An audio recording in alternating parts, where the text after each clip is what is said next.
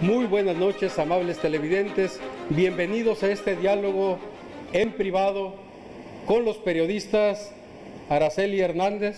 Muy buenas noches. Alejandra Estrada. Buenas noches.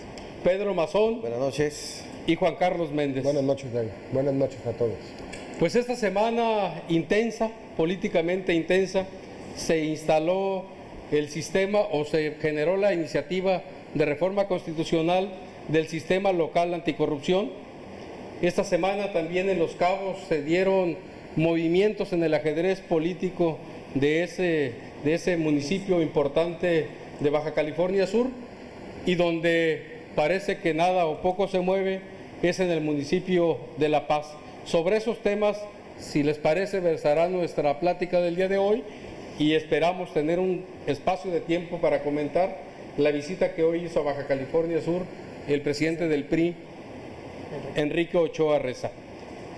Pues sobre esta importantísima iniciativa que genera el Ejecutivo del Estado y que la presenta a su fracción parlamentaria en un escenario de representación política y social, ¿cuáles son, Juan Carlos Méndez, tu valoración respecto al formato en principio, al tipo de evento que se genera, al tipo de representación con que se hace de esta importante iniciativa del gobernador Carlos Mendoza Davis? Bien, David, pues en primer lugar, pues el evento pues nos habla de acabar de tajo con la corrupción. Es un compromiso que ha asumido el gobernador del estado y lo ha dicho enfáticamente, incluso en la toma de protesta.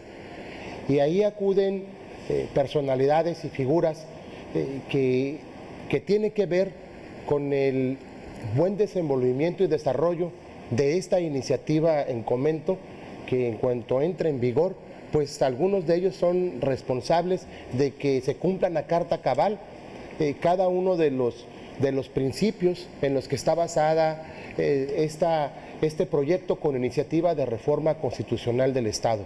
Y vimos a dos fracciones parlamentarias que impulsan también desde que inician su labor como legisladores el tema de la transparencia, el tema de la rendición de cuentas y ahora, por supuesto, acabar de tajo con la corrupción.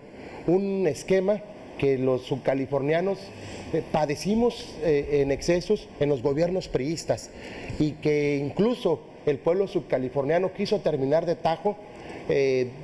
Recordemos el gobierno de Elizaga Ruibal, donde amainado ya con estas prácticas viejas de los gobiernos del PRI, pues dieron cauce a este revolcón en el 99, a la era de las transiciones con Leonel Cota Montaño, y que sin embargo, a pesar de que esa fue una de las razones por lo que la sociedad mexicana impulsa esta transición de poderes, de sacar al PRI del Palacio de Cantera, surgen también nuevas dudas y se sigue practicando este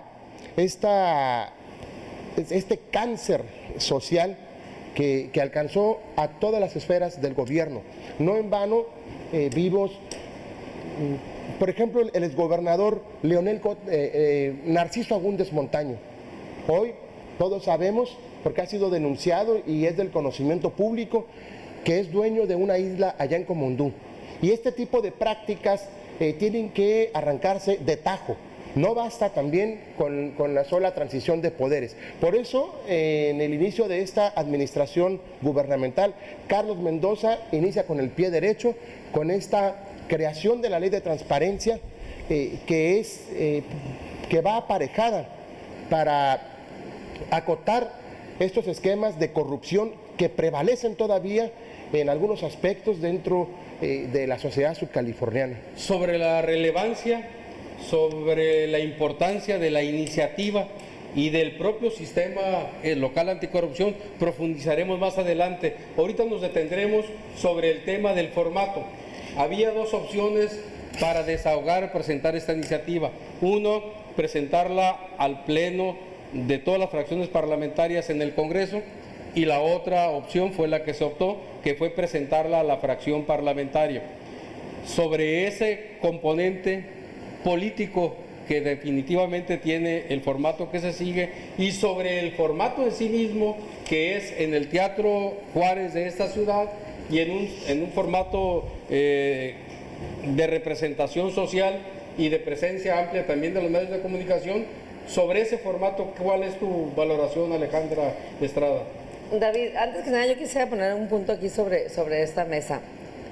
Juan Carlos, compañero, mira, yo creo que no hay que generalizar cuando ponemos un punto o cuando señalamos algo. Ha habido gobiernos de todos colores y la corrupción donde quiera se ha dado. Tú señalas a los gobiernos priistas de corruptos, de lo peor, pero no olvidemos que el papá del gobernador fue un gobernador priista y fue una persona intachable como gobernador y nadie le ha acusado nunca de nada. Entonces, al generalizar, pues nos llevamos al papá del gobernador. No, yo creo que incluso hasta dos periodistas aparecieron en el último gobierno del PRI de Estela Ponce, hasta dos periodistas aparecen en la nómina como aviadores. ¿Cómo te puedes explicar eso? Te estoy hablando, te estoy haciendo una y te puedo dar nombres, te puedo dar datos, porque... Te estoy haciendo una aclaración sobre los gobiernos priistas, no los reporteros. Te estoy diciendo que al generalizar, pues ahora no, pero sí la que... corrupción alcanzó también hasta periodistas, Por Alejandra. eso, siempre nos ha alcanzado, donde quiera nos ha alcanzado la corrupción. Yo nomás estoy diciendo que al hablar de los gobiernos priistas, de los gobernadores priistas en términos generales, el papá del gobernador fue un gobernador priista y fue una persona intachable. Y hasta ahorita no se le ha conocido ningún acto de corrupción. Yo creo que ahí va el tema de la importancia del sistema. La importancia del para sistema. Sean del partido que sean, blindar el ejercicio del poder para que no se cometan estos excesos. Así es. Pero sobre el formato... Sobre el formato, yo creo que sobre el formato como se presentó la iniciativa de reforma de anticorrupción, yo creo que el gobernador lo quiso hacer frente a los principales actores, que son las cámaras empresariales, los organismos no gubernamentales y el propio poder legislativo, porque fueron precisamente los diputados quienes firmaron el acta. Una fracción, la fracción mayoritaria, la mayoría del PAN y del partido que son mayoría. Renovación. Pero también yo creo que deberíamos de tomar en cuenta algo, que si hablamos de una reforma anticorrupción, yo creo que el propio Congreso del Estado debería poner el ejemplo y poner el dedo en la llaga de que realmente se quiere evitar y se quiere hacer algo por combatir este flagelo que a todos nos atañe y pues de alguna u otra forma todos formamos parte de, porque a lo mejor no denunciamos o lo señalamos, ¿sí? Pero por ejemplo, está en el caso de los legisladores, ellos tienen la revisión de las cuentas públicas de todas las instituciones, de todas, de los ayuntamientos, del propio gobierno del Estado, del Poder Legislativo y del Judicial. Ellos tienen la revisión de las cuentas públicas y hasta ahorita, hasta donde sabemos, a 28 años que tenemos, ahora sigue cubriendo el Congreso del Estado, no hemos sabido que se ejerza acción penal en contra de un funcionario que sea señalado públicamente en tribuna, a lo mejor no por robo, pero sí porque no aclara debidamente en qué ha aplicado los recursos y hablamos de muchos millones de pesos. Hace días aquí estábamos hablando nada más en dos cuentas, que fue la de Estela Ponce en la administración pasada, y estábamos hablando de las denuncias penales en contra de los alcaldes por Ernesto Ibarra como diputado de casi 300 mil millones de pesos. Yo creo que de ahí el Congreso del Estado contribuye a que la corrupción no frene, porque no aplica debidamente la ley como debiera, ¿no? Bueno, a lo mejor, y vuelvo a insistir, sobre ese tema de la relevancia e importancia del sistema local anticorrupción, profundizaremos un poquito más adelante. Ahorita intentando terminar el análisis respecto al formato, la lectura de que no estén presentes otras fracciones parlamentarias y otras fuerzas políticas.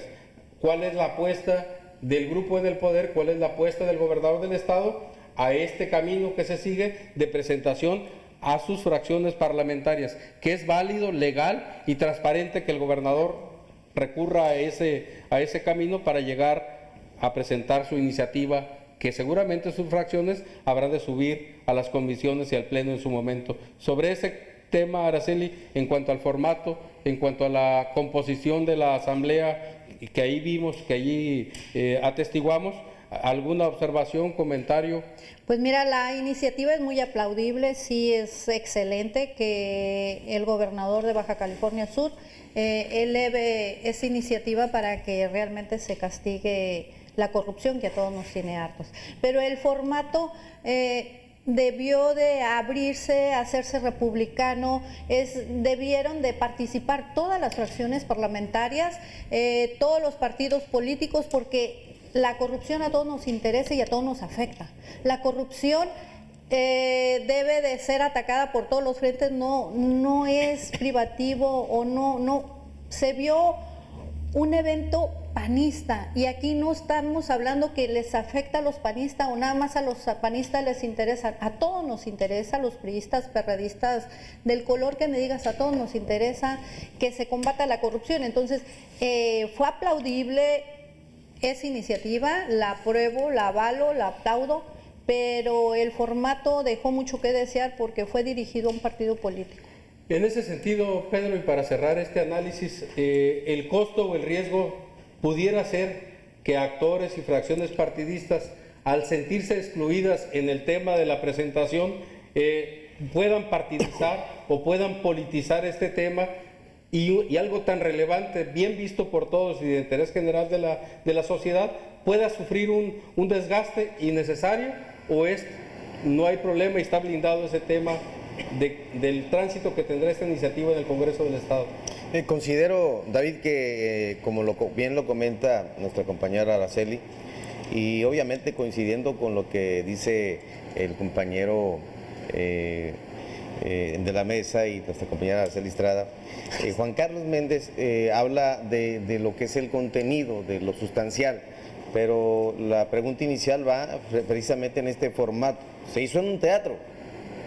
Ahí fueron los actores a participar en este teatro, y que obviamente era para un grupo reducido que no hubo apertura, bien lo dice Araceli, debió haberse dado una oportunidad para que todas las fuerzas políticas pudieran participar, incluso adentro los representantes de los partidos políticos, no solamente a la fracción parlamentaria del PAN y del PRC, sino a todas las fracciones que integran el Congreso del Estado.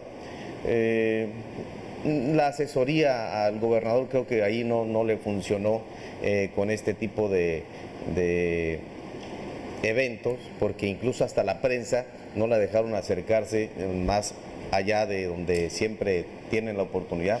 Hicieron un segmento para que estuvieran atrás y no al frente siempre como se acostumbra. Va a haber reacciones, considero yo, de los mismos legisladores para empezar y de los partidos políticos ante este formato. De lo que es el contenido de esta iniciativa de reforma anticorrupción, no nos queda duda, bien lo dice Araceli, de que nos interesa a todos, que sea incluyente, que participemos y que obviamente el Ejecutivo y la Administración Pública Estatal sea con una apertura pues más abierta.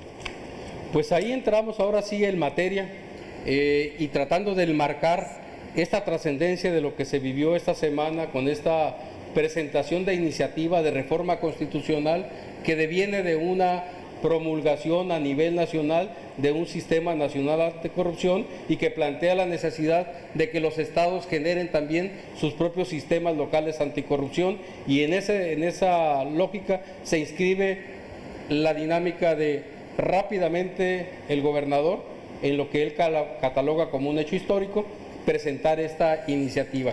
Son pasos y son procesos legislativos que habrá de darse. Primero se presenta la reforma constitucional, luego vienen las leyes secundarias y luego ya vendrán los reglamentos, en un proceso legislativo que habrá de devenir en una estructura local que está integrada en diferentes órganos, en consejos y comités en los que participan las estructuras que ya existen, tanto la estructura de fiscalización del Congreso del Estado, como un comité ciudadano, como los propios jueces y estructuras que se crearán para el efecto, para conocer de los casos de corrupción.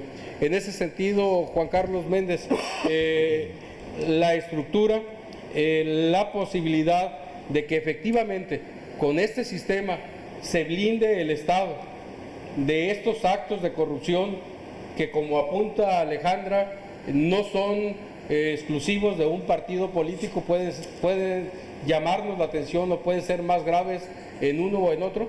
pero en todos los escenarios, hablando en el contexto del país y en Baja California Sur, ha habido señalamientos también de desvíos, de actos de corrupción en las que las más de las veces han quedado impunes. Desde tu lógica, este instrumento, este sistema local, ¿blindará de que esas conductas no se sigan cometiendo? Yo estoy convencido que sí. Y definitivamente, valga la redundancia, pero en Baja California Sur, pues ha sido el PRI el maestro de la corrupción. Y sin duda, esta iniciativa que se sustenta en 4 pilares va a garantizar que la corrupción sea atacada. Por ejemplo, uno de estos 4 pilares es la coordinación entre autoridades y ciudadanos. Este sistema va a nacer rompiendo este abismo entre la sociedad y el gobierno mismo, donde pues antes pues no podía fluir esta comunicación, pues porque el gobierno toma las decisiones sin considerar ni a los legisladores, mucho menos a la sociedad. Y otro de los pilares es la prevención de actos de corrupción. Por eso va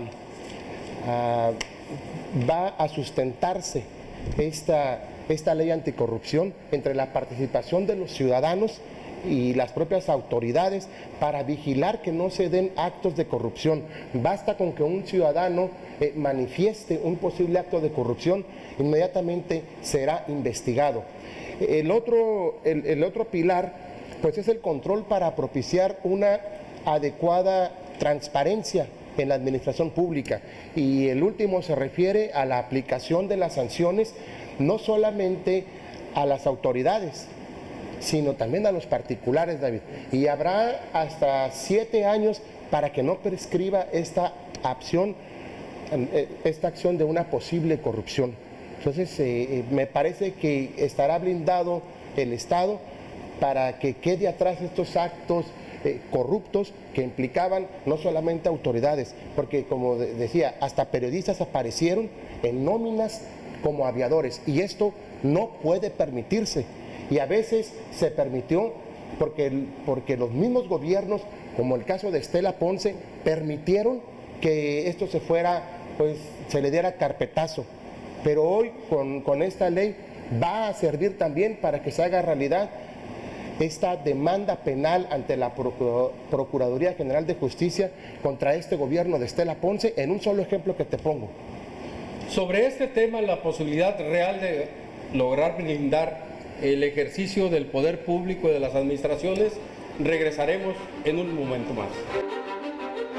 Pues sin lugar a dudas, la relevancia de la posibilidad de tener un sistema local anticorrupción eficaz y efectivo es una expectativa que tenemos todos como sociedad.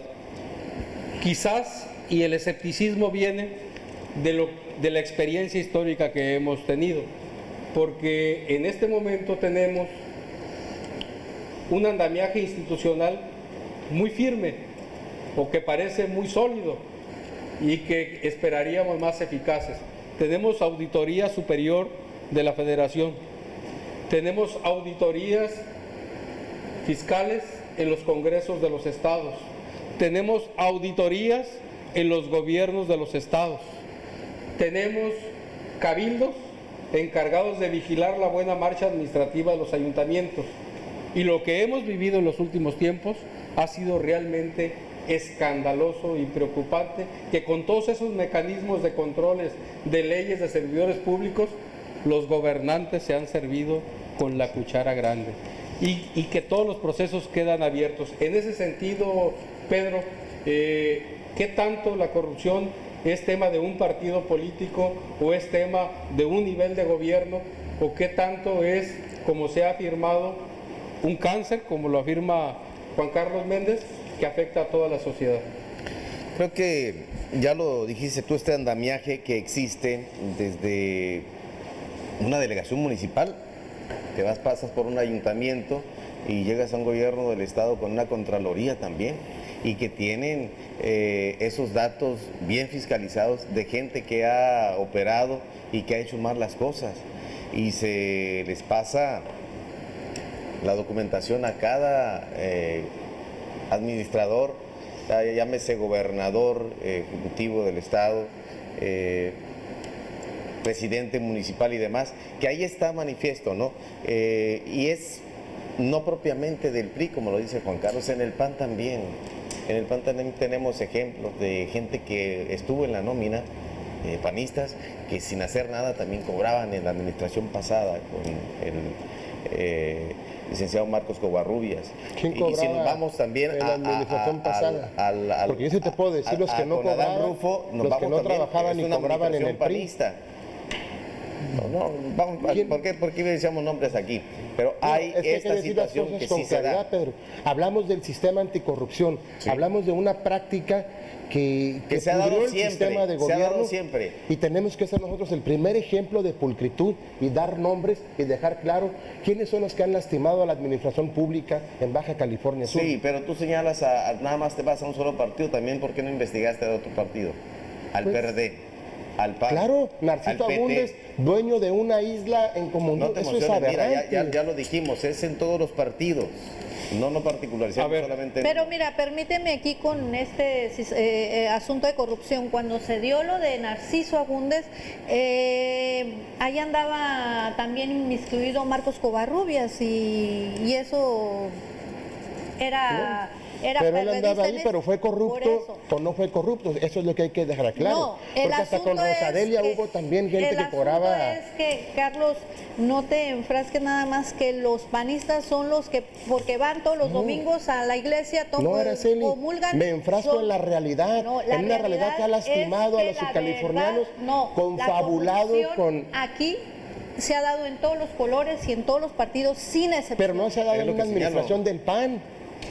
Curiosamente en administraciones Porque están perredistas y investigando a priistas. Marcos, porque ¿De qué lo están investigando? Bueno, Porque hay denuncias de yo considero que en el contexto general hay evidencias y hay constancias de que el tema de la corrupción tiene que ver más con valores y con principios personales y de los individuos. Por supuesto. Y de que ha habido constancias a nivel nacional, tendríamos que poner sobre la mesa la estela de luz, tendríamos que poner sobre la mesa figuras muy polémicas y protagónicas como la de Cuco Covarrubias en la administración pasada. Y entonces no se trata de personalizar, es una respetuosa consideración, o no se trata de ejemplificar solo en unos o en otros. Yo creo que en esta sociedad y el ciudadano que nos ve y que nos escucha tiene claro en su mente que es un fenómeno Ahí está. que ha generado preocupación y afectación patrimonial independientemente del partido por el que se llega al poder. Las cuentas públicas que se han calificado en el Congreso, ha habido alcaldes panistas también, en Loreto, ha habido alcaldes de todos los colores. Entonces, sí es, yo creo, para no desviarnos de la atención, Del PT, la sí, relevancia y la exacto. importancia de que sí haya un sistema, como bien apunta Juan Carlos, con participación ciudadana, con autonomía de la instancia judicial para poder conocer. Pero estos aquí casos lo de corrupción. importante también sería, David, que esto no sea borrón y cuenta nueva, que todo lo que se ha hecho no se investigue y no se indague y no se esculque, porque hay varios Ausculte.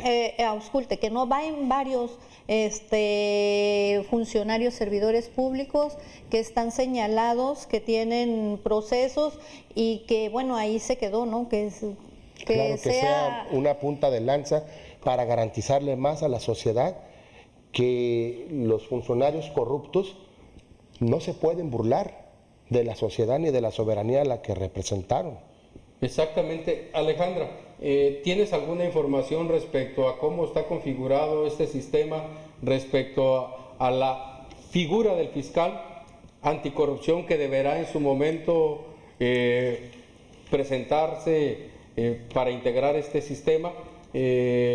¿Será bajo propuesta personal? ¿Será propuesta del Ejecutivo? El presidente ciudadano del comité que se instalará también será a propuesta individual personal o será a través de propuesta de organizaciones civiles, de ONGs. y en el tema de las instancias jurídicas, que son los jueces que habrán de conocer estos casos de corrupción, ¿cómo se van a integrar estos expedientes? ¿Has tenido alguna información de eso? Yo creo que si es una iniciativa de reforma anticorrupción, yo creo que el gobernador va a tener que mandar una iniciativa, una propuesta al Poder Legislativo, en donde serán los diputados quienes valoren, o alguna terna, ¿no? O será algún abogado de ley, tiene que ser alguien que sepa de derecho. Creo que el gobernador va a mandar su terna, pero como tenemos mayoría de Acción Nacional en el Congreso del Estado, creo que no va a ser muy difícil saber hacia quién va a ir encaminado esta postura, o a quién pueda proponer el gobernador.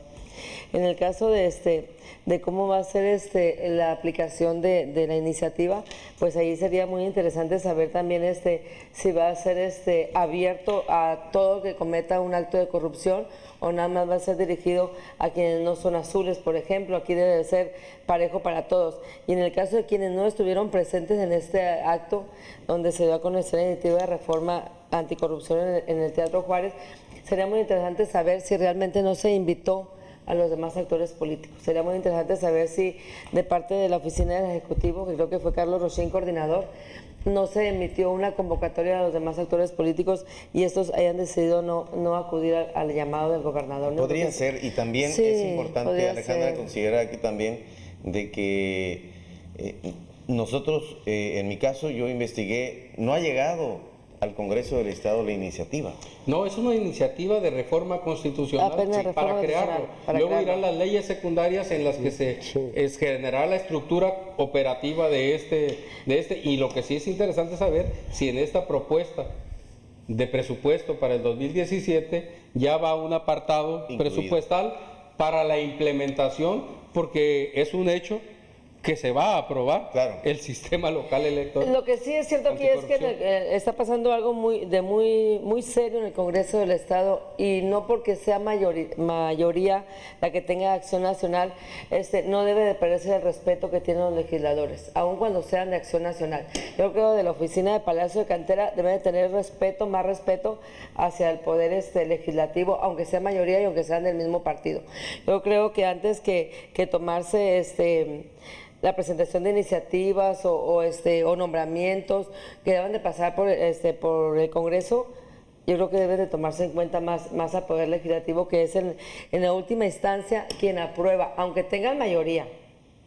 Tomarlo más en cuenta y respetar las decisiones que puedan tomar. ¿Y saben por qué lo digo?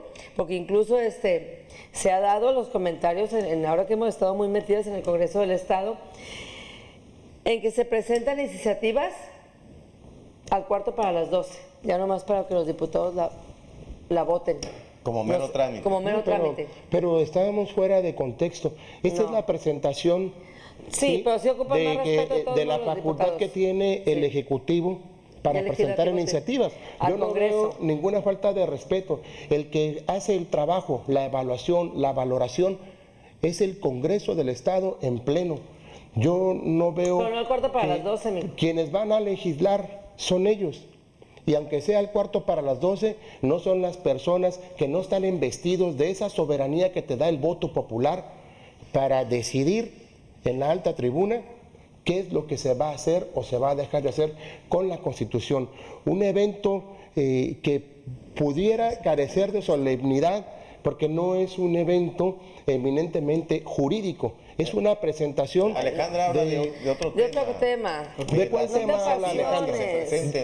¿De cuál tema habla Alejandra? De un respeto al Poder Legislativo, y se hablan todas las fracciones. No, porque la mayoría van a votar los ¿Pero qué tiene que ver, Alejandra? Discúlpame. Tiene mucho que ver, el respeto que tiene que ver desde Palacio de Cantera al Congreso. Yo me estoy refiriendo a lo mejor a otro asunto. ¿A cuál asunto? Lo estoy poniendo en la mesa. De que no puedes presentar un documento al cuarto para las 12 del Congreso, nomás porque sabes que tienes mayoría. No a una fracción parlamentaria. Sí, lo que esto fuera de la retomando lo que dice ley David, anticorrupción, Juan Carlos.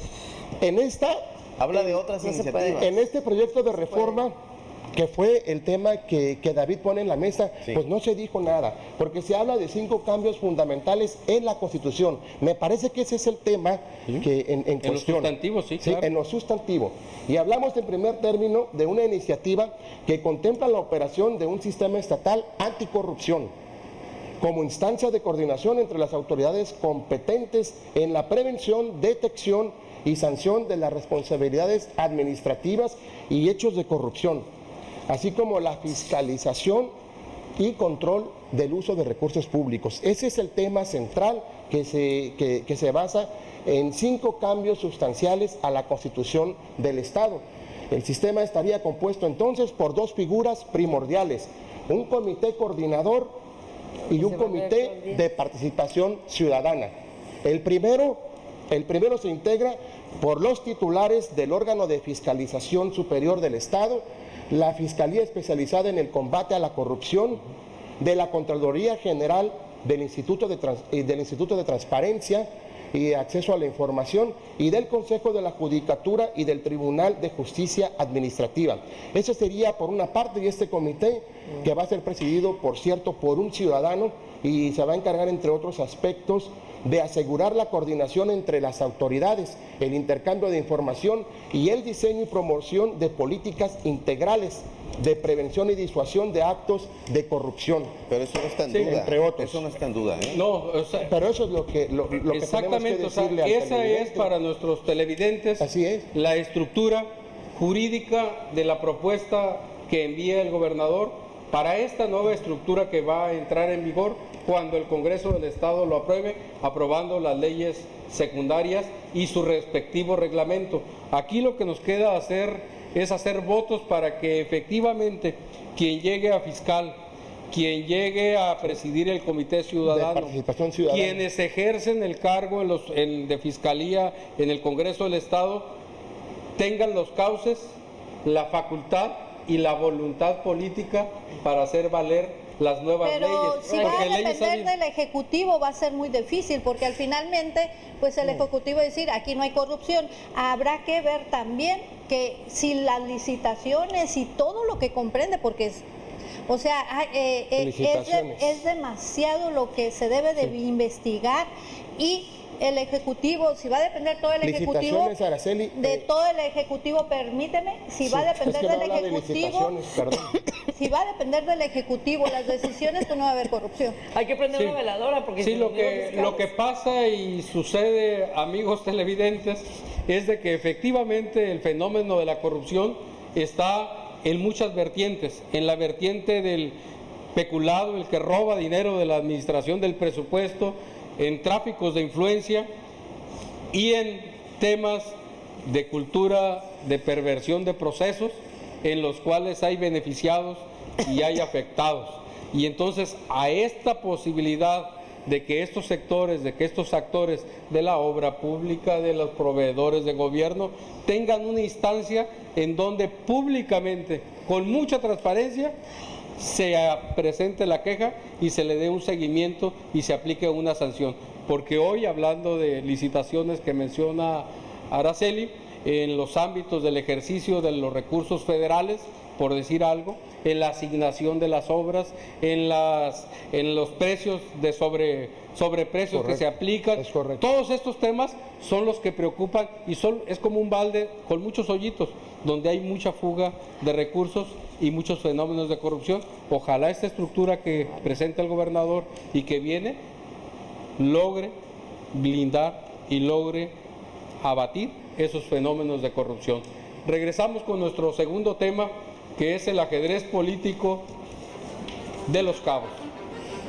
Pues en estos temas también apasionantes de la política, que diariamente en los ajedrezes del Estado, bueno, del país, del Estado y de los municipios se dan jugadas que son dignas de analizarse para tratar de aportarle a nuestros televidentes idea sobre lo que está aconteciendo. En esta semana que transcurrió se dio una designación importante en el gabinete del alcalde de Los Cabos, de la Rosa, en el que nombra como jefe de gabinete Arturo de la Rosa precisamente al maestro Víctor Lizárraga Peraza.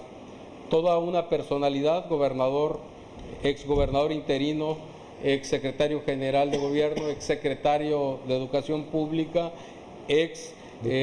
diputado federal y miembro muy relevante de la era de los gobiernos del PRD en Baja California Sur. Y llega a integrarse este personaje en su calidad de coordinador de gabinete, junto a otros personajes que ya están en aquella zona austral, como es Juan Adolfo Orsí, exdiputado federal y exmiembro también de un grupo que fue relevante en Baja California Sur, como es el Grupo de los Cabos. Entonces, ¿qué se está cocinando? ¿Qué se está dando en ese importante municipio con una de las figuras y uno de los alcaldes con mayor presencia y con mayor proyección, o al menos al que se le advierte más enjundia en la proyección política estatal? Desde tu lógica, Pedro. Yo lo decía la vez pasada que me lo negaron aquí, que este andamiaje, esta estructura que está preparando Arturo de la Rosa, va más allá de lo que es el círculo azul o verde o los rojos, sino van los amarillos, van los anaranjados también, y seguramente el trabajo político que está desarrollando su gente, los asesores y aquellos que tienen los enlaces, los acuerdos con quienes están precisamente participando en otras fuerzas políticas, va a servir para que los atraiga, no los sume solamente a su gobierno, sino que los considere en el proyecto político que trae, que es ir hacia la gubernatura al 18. ¿Hay proyecto en Los Cabos, Araceli? ¿Adviertes tú Pues mira, una operación en política? un ejercicio muy republicano, porque sí, ahí está jugando al muy republicano, está sumando a todas las fuerzas políticas, a los operadores de fuerzas políticas a su gabinete, se está cocinando la candidatura a la gobernatura, sin duda, eso no me queda la menor duda. Tiene operadores. Hay una parada intermedia, quiero recordarles que está la senaduría y están las propias diputaciones federales. En ese sentido, él es muy amigo de Ricardo Anaya, no creo que todo lo tenemos claro. Entonces, sustentado en esa amistad, seguramente que está cocinando primero la senaduría y de allí brincará la gobernatura bajo el partido que supongo yo que sea. Si no se la da PAN, seguramente por cualquier. Hay sumas en política hay sumas que restan y hay decisiones polémicas. Juan Carlos, en este caso, este ejercicio de sumas que está haciendo el alcalde de personajes a los que él les atribuye, les concede capacidad política, estructura política y activos importantes para integrar a su proyecto, también hay costos y también hay riesgos de sentimientos, resentimientos o lecturas políticas también de cierto riesgo. En ese escenario, el personaje del diputado Ernesto Ibarra está viendo públicamente también una expresión de sentimiento, de resentimiento, porque está haciendo ha registrado afectaciones a su propaganda política, y se advierte también que en ese escenario de Los Cabos algo está pasando con los aliados y en la construcción de nuevos aliados. Pues creo que es una muestra de lo que tiene que ver con la congruencia en campaña de un entonces candidato Arturo de la Rosa y con los hechos en el gobierno. Cuando Arturo de la Rosa dice en sus primeros 100 días de gobierno que no tolerará funcionarios que no cumplan con los mínimos requisitos de lo que es el honor, solvencia moral. Y la solvencia moral. Hablamos de personajes que eventualmente militaron en algún partido político, pero lo más importante, y esa es la evaluación ciudadana, en la historia de sus acciones como políticos o exfuncionarios o exdiputados federales, habría que ver si hay algún acto vergonzoso que ponga en duda su autoridad moral. Me parece que este nombramiento de Arturo de la Rosa pues tiene que ver con la congruencia de su discurso en campaña y en su acción de gobierno, de que no se va a tolerar funcionarios que no cumplan con este alto honor de servir a la gente.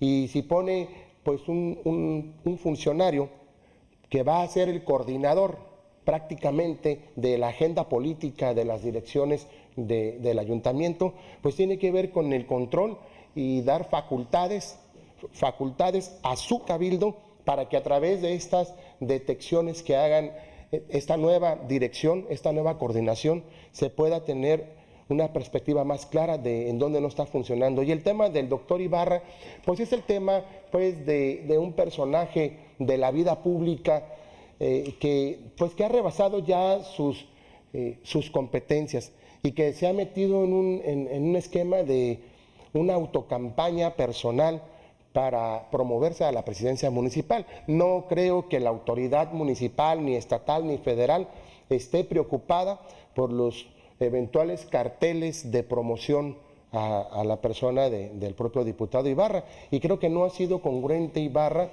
en el quehacer político cuando habla de ser un militante honroso y que es una alta distinción ser del Partido Acción Nacional. Creo que su discurso dice una cosa, sus acciones hablan por sí mismo en Los Cabos y su actuar en la Cámara de Diputados pues no ha sido de lo más congruente y ha sido un trabajo muy pobre parlamentariamente hablando. El análisis, Alejandra, de trayectorias políticas, de pertenencias a grupos políticos, de lealtades, ¿cómo dimensionas tú este ejercicio que se está haciendo en Los Cabos respecto a precisamente la matriz política del alcalde, que es panista, y estas sumas de personajes cuya militancia no es precisamente panista? ¿Qué tanto costo, qué tanto riesgo puede tener para quien encabeza esta alcaldía, que es Arturo de la Rosa? Okay. Mira, David, yo creo que Arturo de la Rosa, ahorita ya entrando en 2017, la antesala de una elección en 2018 para las diputaciones federales y para la senaduría, es muy obvio hacia dónde va Arturo de la Rosa. Arturo de la Rosa buscaría una senaduría y posteriormente pues buscaría la gobernatura de Baja California Sur en el 2021, ¿sí? Pero yo creo que ahorita está en una actitud de suma y desecho. Arturo de la Rosa está sumando lo que le pueda beneficiar en su proyecto personal y está desechando a quienes en su momento no le reditúan nada bueno. Arturo de la Rosa fue quien hizo y formó a un Ernesto Ibarra Montoya. Arturo de la Rosa fue quien lo corrió del grupo de Los Cabos. Arturo de la Rosa ha sido un joven, porque es joven, políticamente Arturo pues es joven, y se ha enfrentado políticamente a buenos actores que ha tenido el Estado en su momento, a uno Necota Montaño, se ha enfrentado a Narciso Agúndez Montaño, a Luis Armando Díaz, al propio Isaías González Cuevas y al propio Ricardo Barros.